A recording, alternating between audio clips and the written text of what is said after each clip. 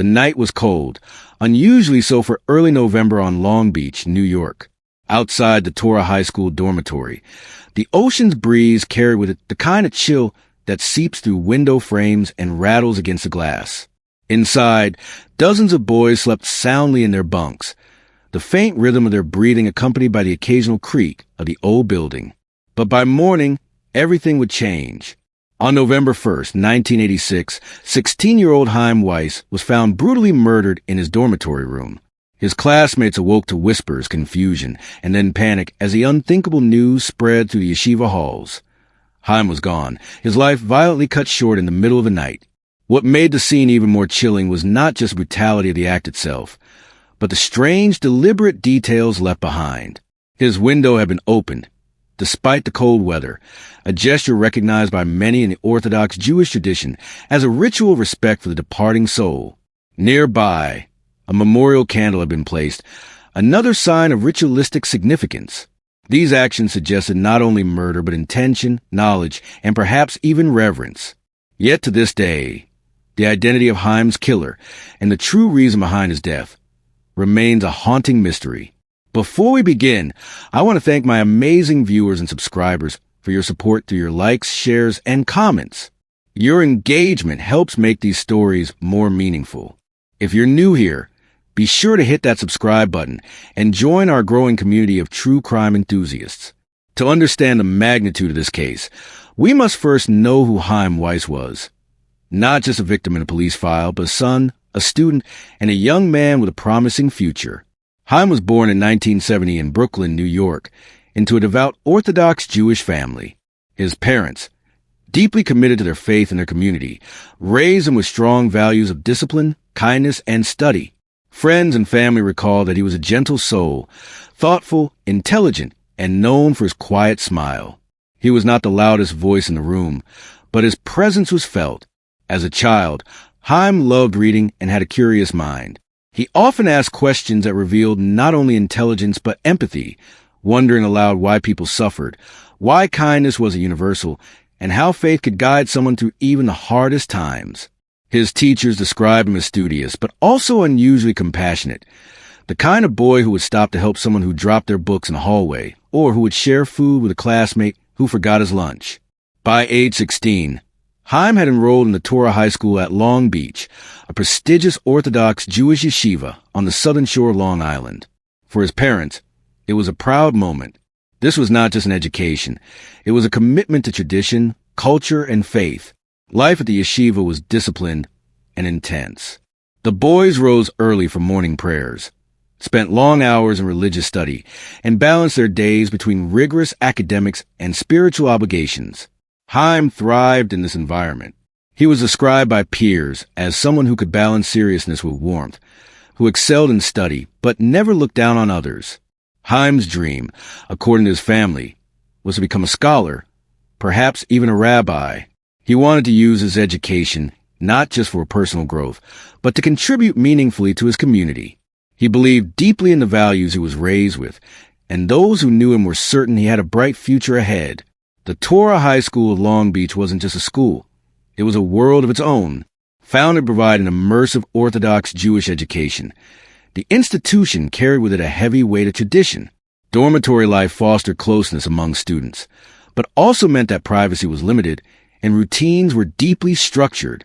For outsiders, the Orthodox lifestyle can seem restrictive, but for students like Chaim, it was a grounding framework. Every meal, every prayer, every class was part of a rhythm that connected them to centuries of tradition. The school's location in Long Beach, just blocks from the Atlantic Ocean, added a sense of isolation. The boys lived, studied, and prayed together, often shielded from the distractions of the outside world. But within that structure, as in any boarding school, dynamics of pressure, hierarchy, and stress existed. Some students excelled academically and socially, while others struggled. Disagreements and rivalries, though usually minor, could become heightened in such a closed environment. This context matters, because it sets the stage for the shocking crime that occurred within its walls. A dormitory, meant to be a place of safety, discipline, and growth, became the site of one of the most baffling unsolved murders in New York's history. In the weeks leading up to November 1st, 1986. There were no clear signs that tragedy was looming. Chaim was healthy, active in his studies, and in regular contact with his family. He showed no signs of distress, and no conflict were noted by teachers or classmates. But hindsight always casts shadows differently. Some students later recalled that there was tension in the dorms. Nothing out of the ordinary, but a general unease. The autumn semester was demanding, exams loomed, and long nights of study often left boys restless. A few mentioned strange noises in the hallways at night, doors creaking when they should have been closed, and the occasional sense of being watched. But these were dismissed as the overactive imaginations of teenagers living in an old building. More significantly, there had been no forced entry reported on the night of Chaim's death, leading investigators to believe that the killer was either a student, a faculty member, or someone who had access to the dormitory. This fact alone would raise unsettling questions. If the murderer was someone within their circle, what had driven them to such violence? The night before the murder, Chaim attended Shabbat services as usual. It was Friday night, October 31st. Halloween for much of America, though for the yeshiva, it was just another evening of faith and ritual. Chaim was reportedly in good spirits, interacting normally with classmates. No one could recall anything unusual about his behavior. And yet, within hours, something deeply abnormal would unfold. Something that has remained unexplained for nearly 4 decades. The evening of Saturday, November 1st, 1986, began with an unusual stillness. Autumn had fully descended on Long Beach, New York, and the Atlantic breeze carried a sharp bite. The Torah High School dormitories stood quiet after the students had returned from Sabbath prayers. The hall smelled faintly of wax from Sabbath candles, mixed with the earthy scent of old wood and carpet. To the young men who lived there, these dorms were not just temporary housing, but a second home, a place of faith, brotherhood, and safety.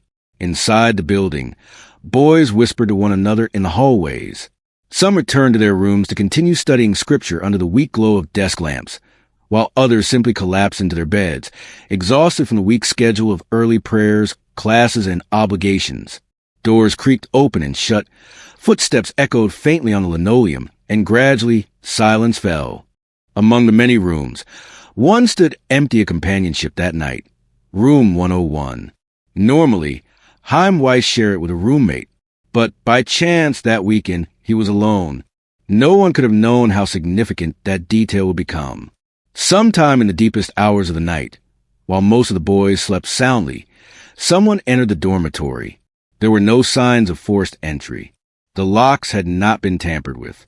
The door to room 101 opened quietly. Chaim Weiss lay in bed, perhaps asleep, perhaps half awake. He never had the chance to cry out. His killer struck with precision and force, using what investigators later believed to be a hatchet or small axe. Each blow was deliberate, crushing bone and spilling blood. The brutality contrasted violently with the serenity of the Sabbath. Forensic investigators would later note the shocking amount of blood on the bed and floor. Yet somehow, no sound had roused the dozens of boys in adjacent rooms. After the attack, something even more chilling occurred. Instead of fleeing immediately, the killer lingered in the room. The window was opened, allowing the frigid November air to sweep in. In Jewish tradition, this is done so the soul of the deceased can depart. A memorial candle appeared on Chaim's desk, an object usually lit in remembrance of the dead. Its presence suggested either an extraordinary knowledge of Jewish mourning customs or an attempt to make the killing look religiously symbolic. Strangely, the body had been covered, as though the killer had attempted to show a twisted form of respect. Detectives later described these gestures as both reverent and sinister. They suggested intention, ritual, and a possible personal connection to Chaim or his faith. Whoever killed him hadn't simply wanted him dead. They wanted the act to mean something. On Sunday morning, November 2nd, the dormitory awoke as usual. Students shuffled to the bathrooms, the sounds of running water and groggy voices filling the hallways. Prayer books were carried under arms, but Chaim did not appear. At first, no one thought much of it. Teenagers often overslept, especially after a long Sabbath. But as the minutes stretched into hours, a rabbi grew concerned. He walked to room 101, expecting to find a sleeping boy. When the door creaked open, what he saw froze him in place. Chaim Weiss lay motionless in his bed. His skull was shattered, his sheets soaked crimson. Blood trailed across the mattress and onto the floor. The cold air from the open window lifted the curtain, making it sway like a ghostly figure. On the desk, the memorial candle burned faintly. The rabbi staggered backward, his hand instinctively rising to his lips in shock. Within minutes, the entire dormitory erupted. Boys ran into the hallways, some crying, others whispering in fear. A few collapsed into chairs, clutching their heads. The sacred stillness of the Sabbath had been shattered by violence none of them could comprehend.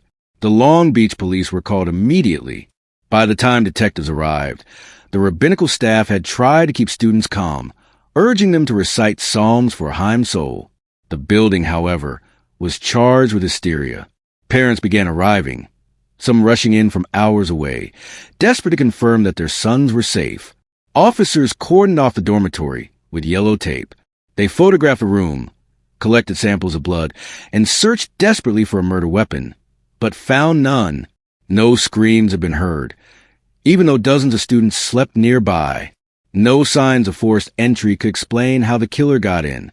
No fingerprints or DNA led to a suspect. The ritualistic elements, the window, the candle, defied explanation.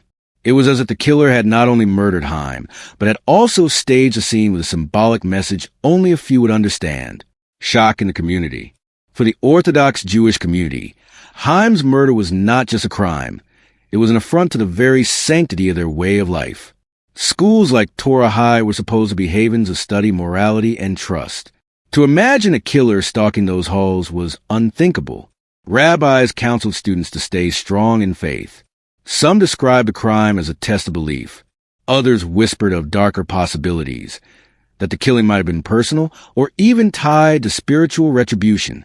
Parents, however, were consumed with fear. Many questioned whether their sons were safe in the dormitory, demanding answers from police that the investigation simply could not provide.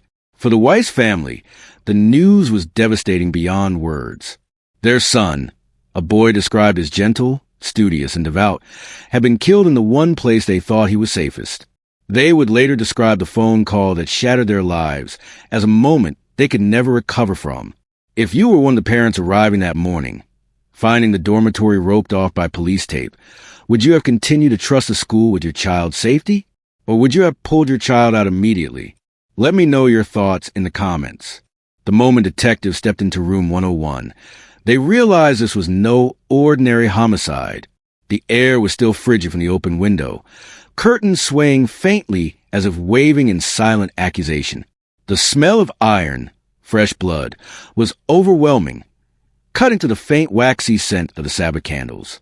On the desk, the Yarzite candle, meant to honor the dead, flickered unnaturally in the daylight pouring through the window. For seasoned investigators, the details screamed both deliberate intent and ritual. Yet, nothing seemed to align with what they knew about typical homicide cases. Detectives meticulously cataloged the unusual elements of the scene. The open window. Orthodox tradition dictates that after death, a window should be opened to allow the soul to ascend. Police noted that it was not cold enough in early November for a teenage boy to leave it open at night, especially in a dorm. This suggested the killer had knowledge of Jewish customs. The memorial candle. Several students and staff insisted they had not placed the candle on Chaim's desk. Its sudden appearance deeply unsettled investigators. Did the killer light it? If so, why linger in a room after committing such a brutal act? The covered body. Chaim's body had been partially covered, a gesture sometimes associated with respect for the dead. This contrasted eerily with the violence inflicted upon him. To the detectives, these acts were chilling. They transformed the crime from what could have been a random attack into something symbolic, perhaps even personal. Despite the violent attack, the scene yielded no murder weapon, no fingerprints, and no DNA that could be linked to an outsider. It was as though the killer had vanished into thin air. Even stranger was the silence of the night.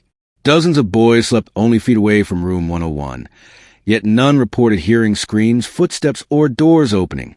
Experts later suggested that Chaim may have been struck while asleep, silenced before he could cry out. The sheer stealth of the attack raised chilling questions.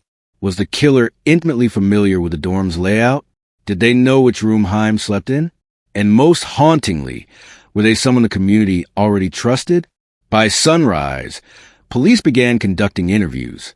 Students, rabbis, and staff were questioned extensively. Students recalled nothing unusual, though many described hearing footsteps in the halls earlier in the evening, something common in a dormitory setting. Teachers and rabbis insisted the dorms were secure, and that no one unfamiliar would have been able to enter unnoticed. Some students admitted to noticing strangers loitering near the school in weeks prior, though these reports were vague and unverifiable. No one could provide a definitive lead. The lack of witnesses was as shocking as the crime itself. Complicating matters was the sensitive balance between law enforcement and the Orthodox Jewish community. In the days following the murder, tensions grew. Orthodox tradition demanded swift burial, ideally within 24 hours.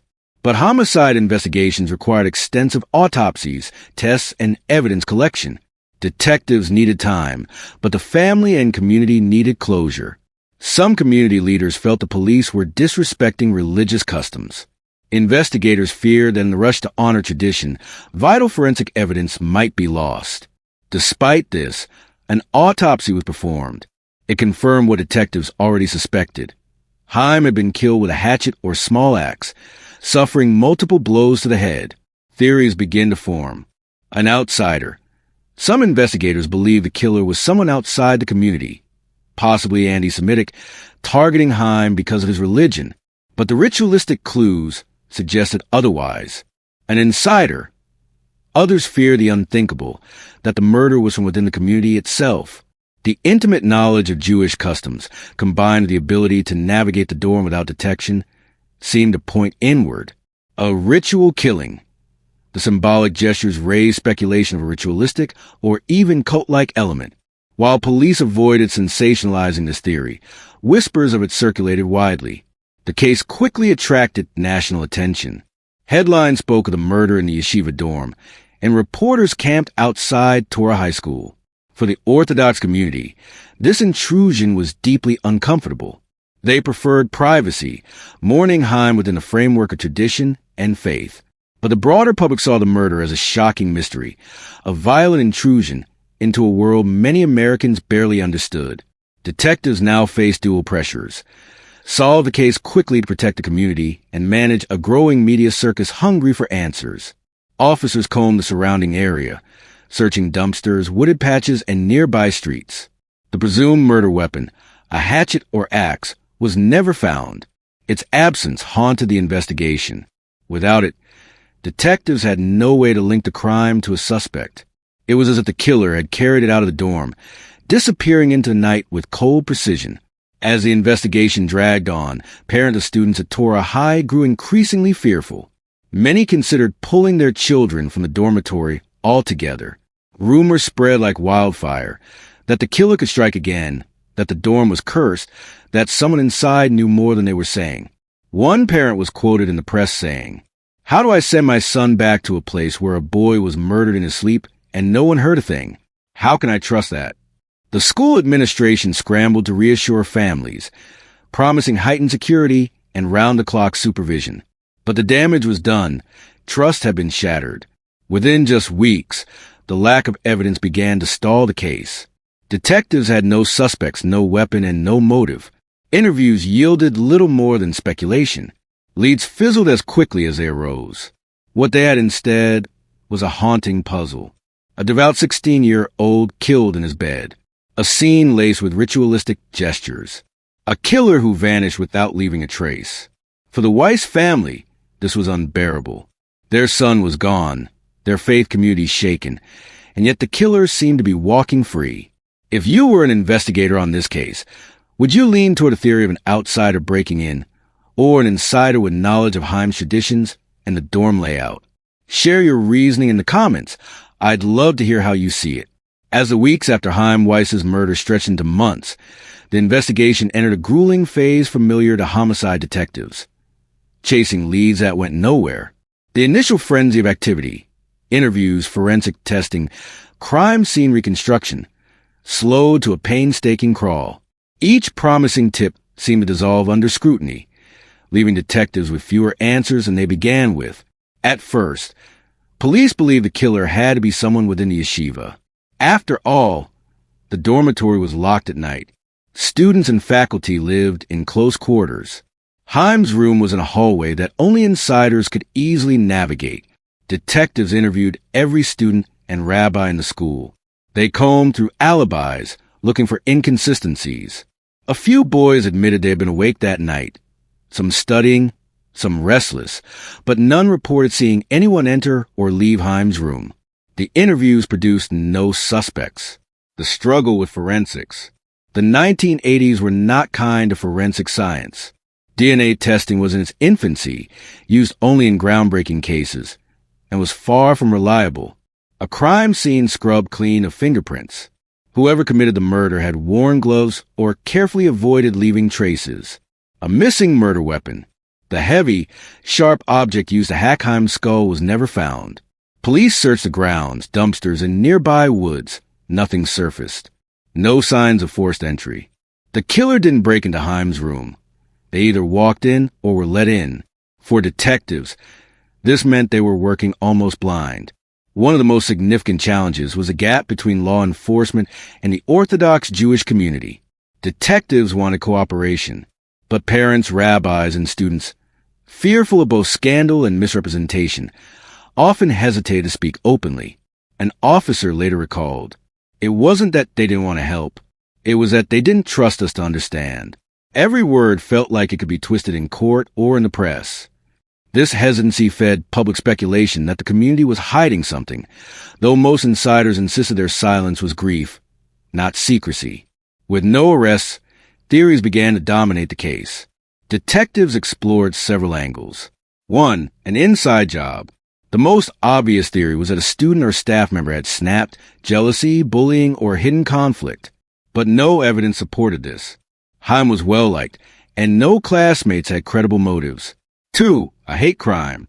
Some investigators considered whether an outsider had broken into the yeshiva to target Chaim for being Jewish.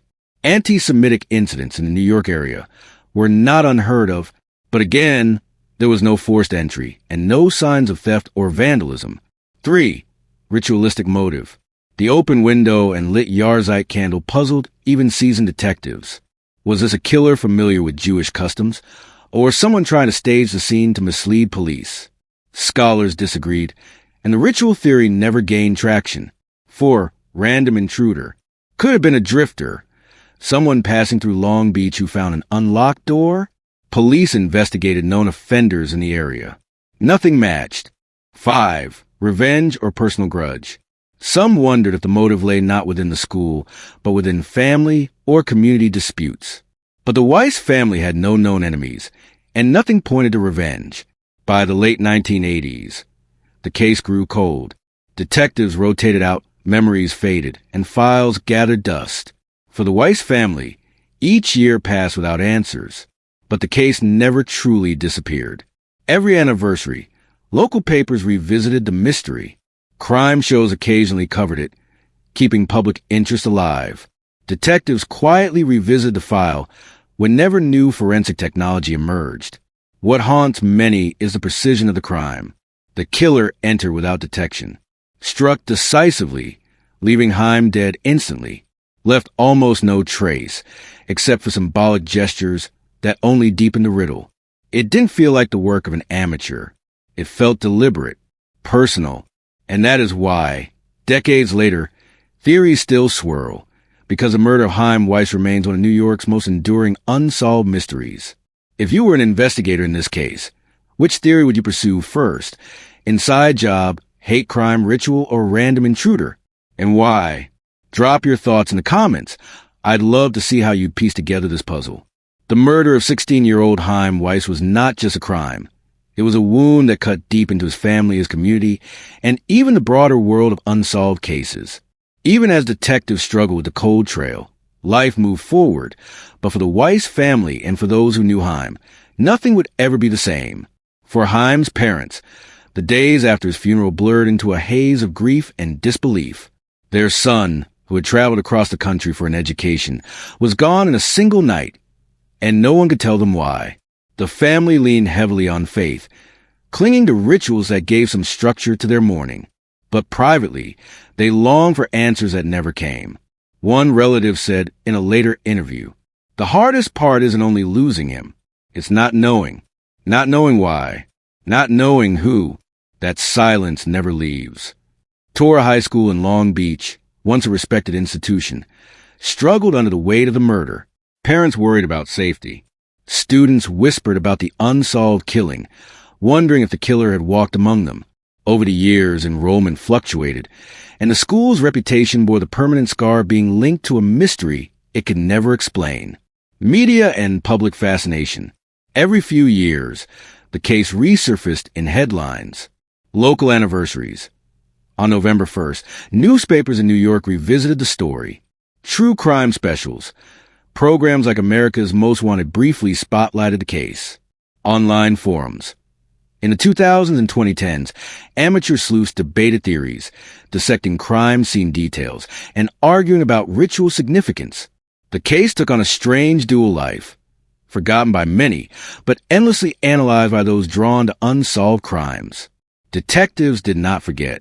In the 1990s, they re-interviewed students who are now adults, hoping maturity would loosen tongues. In the early 2000s, they revisited the crime scene evidence with newer forensic tools, but the lack of preserved biological material limited progress. As late as the 2010s, investigators publicly appealed for information, urging anyone with even a sliver of knowledge to come forward. But each renewed effort ended the same way. No breakthrough. One of the most enduring controversies is whether members of the Orthodox community knew more than they shared. Detectives privately voiced suspicions that fear of scandal or cultural barriers may have prevented someone from speaking up. But many within the community insist the opposite, that they simply had no answers, and that any implication otherwise unfairly stigmatizes a grieving people.